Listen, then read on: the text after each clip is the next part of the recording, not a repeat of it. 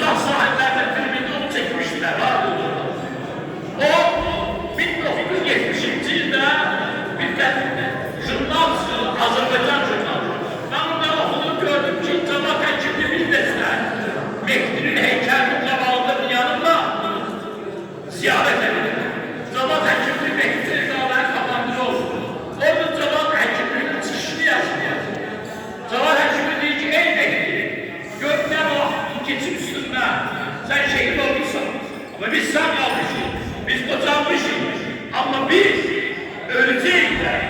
Ama sen hemşin zaman olacaksın. Çünkü sen tahmikalı öğrenmişsin. Görünmemeden de cevap ona öğrettim ki şehitler öldü.